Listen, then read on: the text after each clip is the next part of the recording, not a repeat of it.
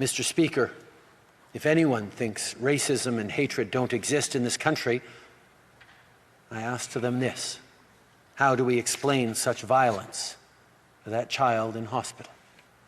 How can we look families in the eye and say Islamophobia isn't real?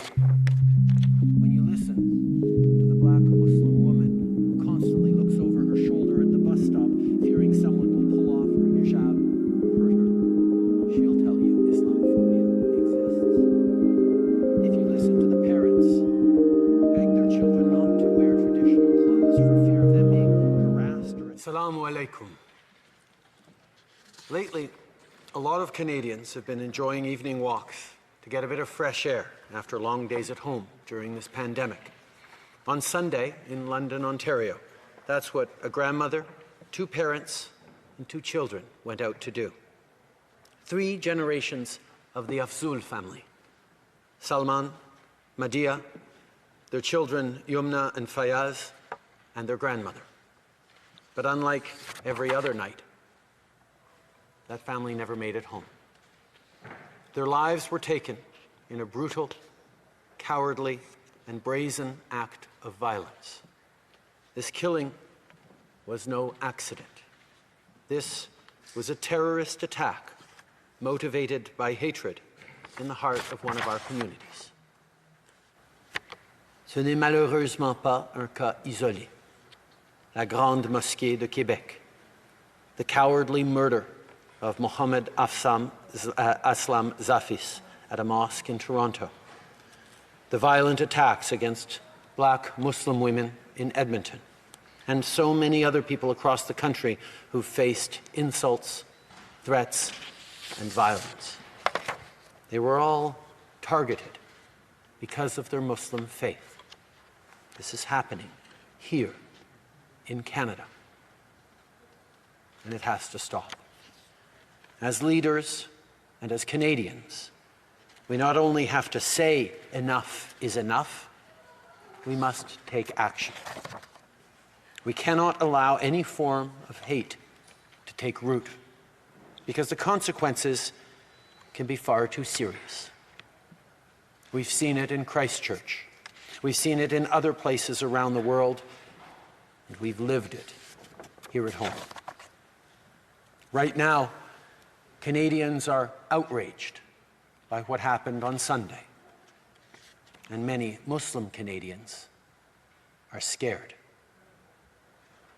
Last night, I spoke with the Mayor of London, Ed Holder, and a representative of the local Muslim community, Nawaz Tahir, to share my condolences and discuss the urgency of what more we must do to keep our communities safe. Mr. Speaker, we stand with the people of London and with Muslim communities across the country. We're going to continue to fund initiatives like the Security Infrastructure Program to help protect communities at risk and their schools and places of worship.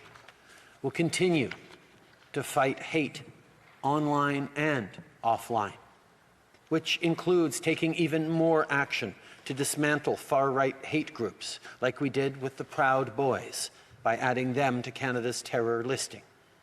And we'll continue doing everything we can to keep communities safe. Mr. Speaker, if anyone thinks racism and hatred don't exist in this country, I ask to them this: how do we explain such violence to that child in hospital? How can we look families in the eye and say Islamophobia isn't real?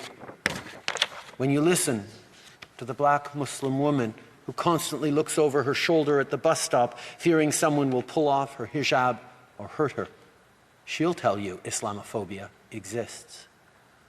If you listen to the parents who beg their children not to wear traditional clothes for fear of them being harassed or attacked simply for what they're wearing, I'll tell you, racism exists.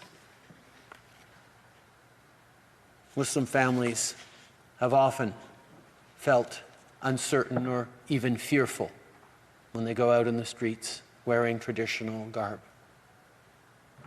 The reality is, most Canadians haven't necessarily been aware of that fear that far too many racialized and Muslim Canadians carry with them any time they go outside. And it is on all of us to understand that experience and be there to support and to help. We can and we must act. As Canadians, we've been fighting a global pandemic for over a year now, and we did it by coming together, by working together. And that is the only way of confronting the ugly face of hatred. I want all Canadians to know that we are all diminished when any one of us is targeted. We need to stand up to reject racism and terror and work together to embrace what makes our country strong, our diversity. May peace and blessings be upon you.